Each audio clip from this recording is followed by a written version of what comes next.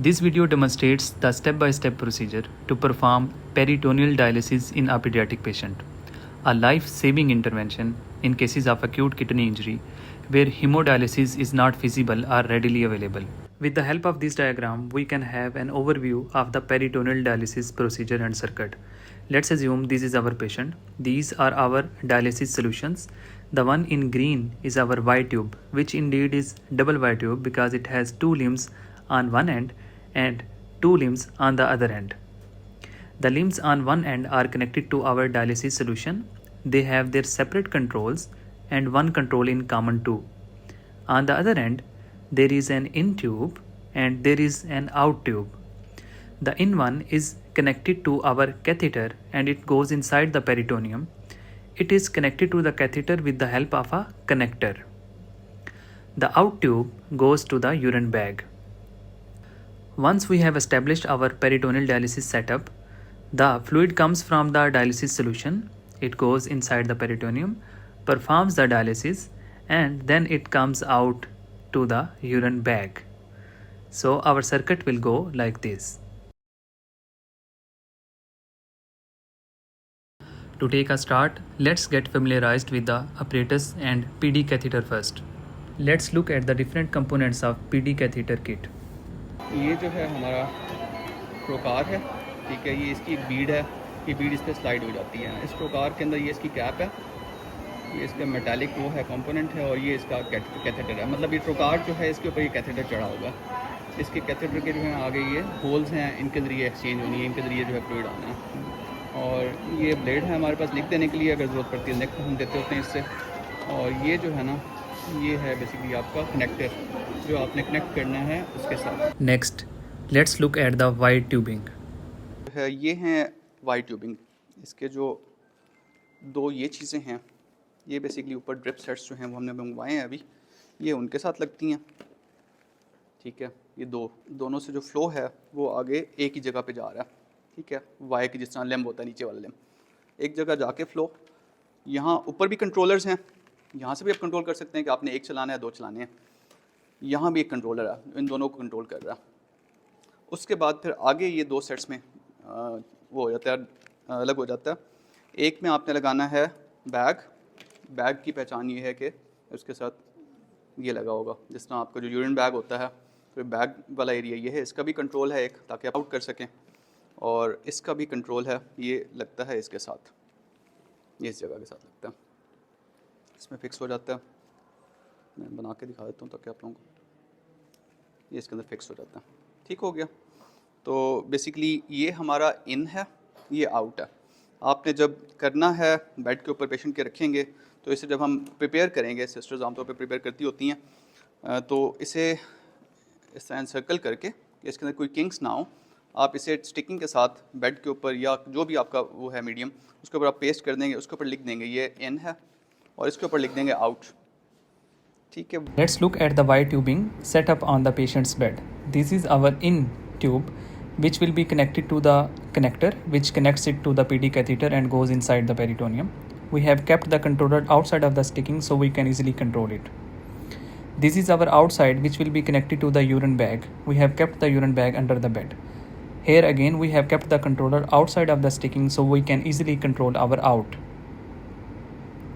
Okay, so the upper limbs of the Y, they are connected to our dialysis solution. So in this demonstration we have just connected the one solution only, but depending upon the indication you can connect the other solution as well. Before starting the procedure, make sure you use aseptic measures. You have fulfilled all the prerequisites to perform the peritoneal dialysis. You have no contraindications and you have taken the consent. Before inserting the PD catheter, we will create hydroperitoneum. The purpose of this would be to protect internal organs from any puncture. We will create hydroperitoneum with the help of a wide bore IV line. The landmark to create hydroperitoneum using an IV line would be midway between umbilicus and anterior superior iliac spine.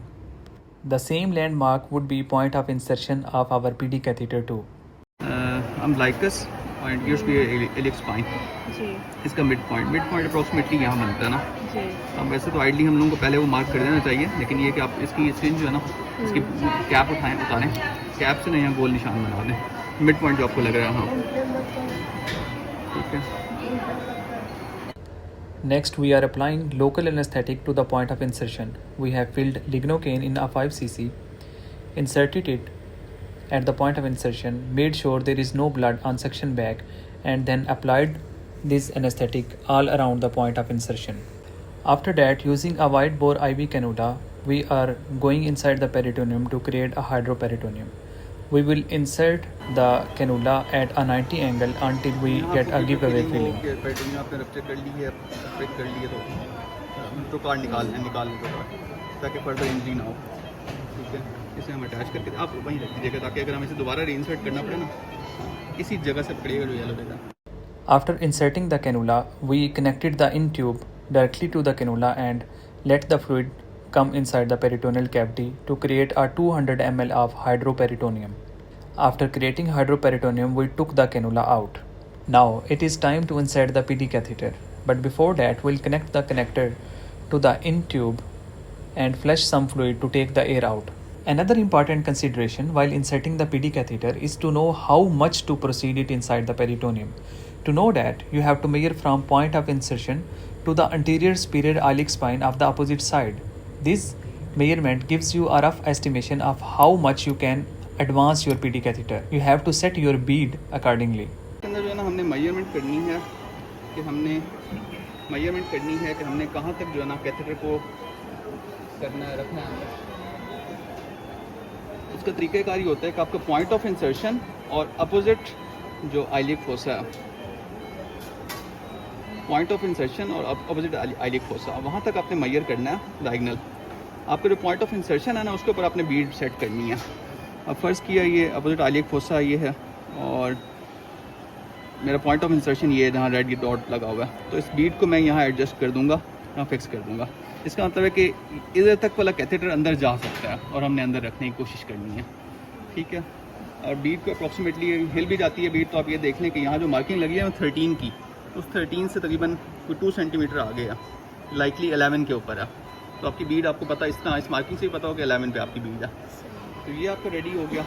अब जो हाथ में बहुत होना चाहिए, तो आपने करना ये है कि इस ब्लेड से जो है ना, इस ब्लेड से आपने अपनी साइड से मैम, इससे जो है ना ये जो इसका ओब्लिक एंड जो है ना, इसका हाफ एंड जो है ना सिर्फ आपने अंदर स्टैब करना है, ठीक है, ताकि यहाँ थोड़ा सा रास्ता क्रिएट हो जाए। हो गया। बस ज़्यादा टिक जाना है। आपका जो डोमिनेंट हैंड है ना, वो आपने रखना है इसके कैथेटर पे ही नीचे, और जो नॉन डोमिनेंट है उससे आपने ना इस जगह को प्रेस रखना है, क्योंकि अगर आप ऊपर से प्रेस नहीं करेंगे ना, तो ये आप इधर प्रेशर डालना शुरू करेंगे ना, तो ये इस तरह निकल आएगा। जब इस तरह निकल आएगा तो इसका जो ब्लंट एंड है, वो ब्लंट एंड जो है वो अंदर नहीं घुसेगा, और ये कैथेटर जो सॉफ्ट कैथेटर है, ये रिजिड जो सॉफ्ट कैथेटर है, ये सिर्फ उसे टच कर रहा होगा, ये आगे अपना रास्ता नहीं बना सकेगा। तो आपका जो डोमिनेंट हैंड है उससे आपने नीचे जोर लगाना है, और नॉन डोमिनेंट से ऊपर वाली जगह को पकड़ना है। मीनवाइल बीड आपकी जो है 11 सेंटीमीटर पे रखी हुई है। सीधा जाएंगे, आपको ना एक धमाके की आवाज़ आएगी जब पेरिटोनियम आप पेयर्स करेंगे ना, इसके साथ काफ़ी प्रेशर लगेगा, जोर लगाना पड़ेगा। पेरिटोनियम पे पेयर्स करेंगे, जब धमाके की आवाज़ आए, वो आवाज़ जैसे ही आए ना, तो आपने ट्रोकार्ड निकाल देना है और कैथेटर को आपने ग्रेजुअली स्लोली इंसर्ट करना है अपोजिट आइलिक फोसा की तरफ। ये आपका प्रोसीजर है। स्किन आपको स्ट्रेच करके देता हूँ।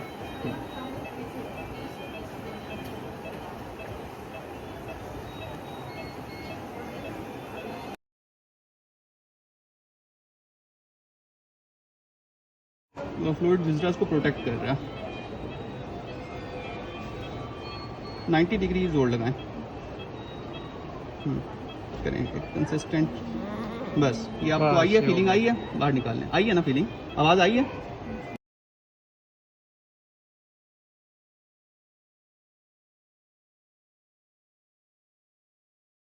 हमने ये इसकी आइज़ की थी, आइज़ तो सारी अंदर चली गई हैं, यहाँ फ्लूइड भी आना शुरू हो गया। हम इसे अगर मज़ीद अंदर कर लेंगे तो ज़रा सिक्योर करना ईजी हो जाएगा।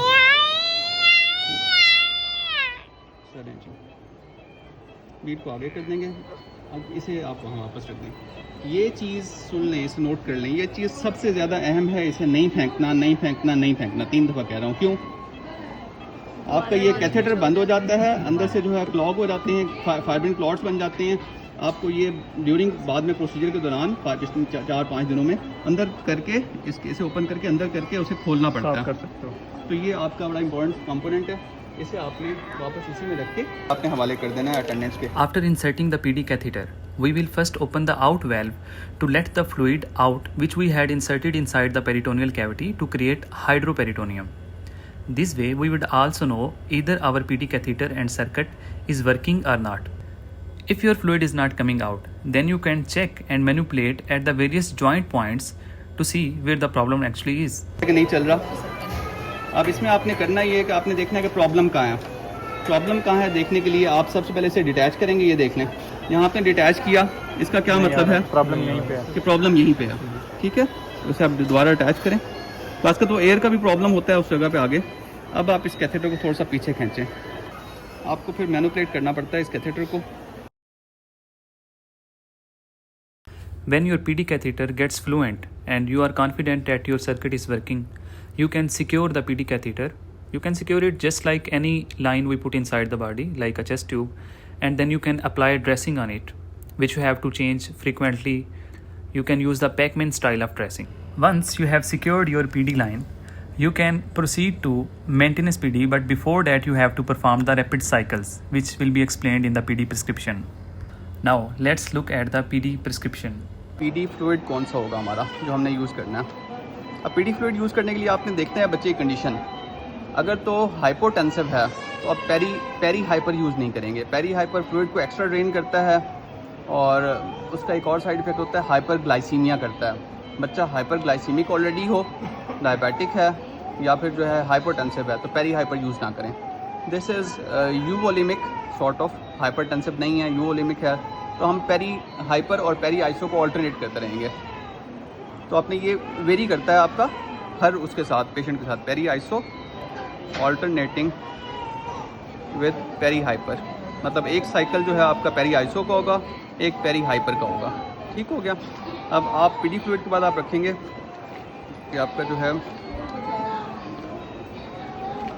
ड्वेल फ्लूइड कितना है आपका। आप ना बेसिकली इस बच्चे में 10 to 30 ml पर kg पर ड्वेल आप फ्लूइड दे सकते हैं इसे। हमने इसे अभी दिया है 200 ml, बल्कि हम 30 ml दिया है, 30 ml पर kg दिया, 300 दिया ना इसे। तो हम इसका अगर तो हमने अच्छा ड्रॉ करना हो, प्लेट कर रहे हैं हम, चलें 200 ml जैसे हमने अभी डाला है तो 200 ml कर लेते हैं हम। ड्वेल फ्लूइड 200 ml रखेंगे at the rate of 20 ml पर kg।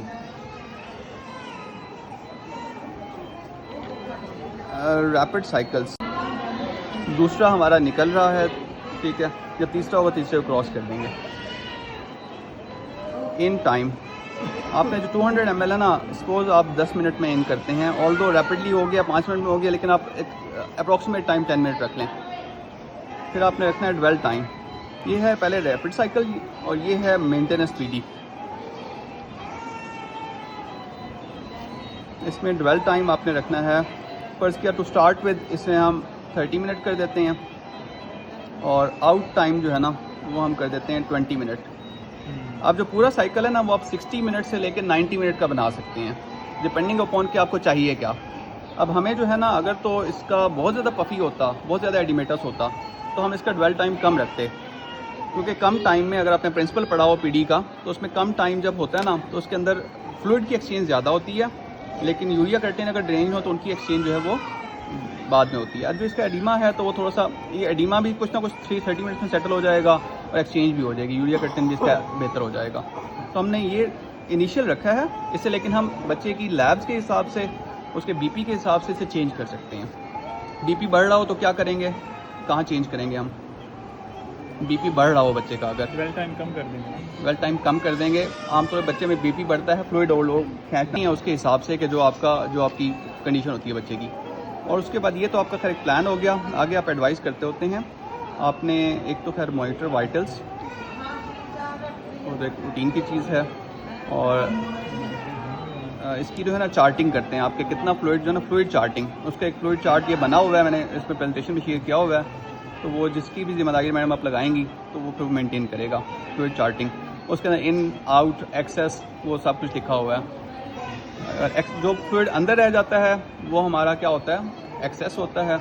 जो बाहर निकल जाता है वो नेगेटिव एक तरह से होता है, बॉडी में से मतलब निकल गया, वो माइनस होता है और वो प्लस होता है जो अंदर रह जाता है।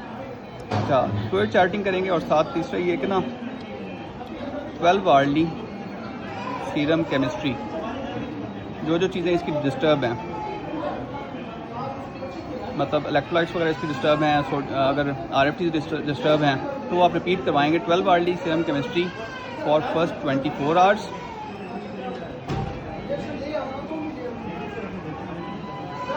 Then 24 hourly. अब डेली बेसिस पे फिर कराएंगे।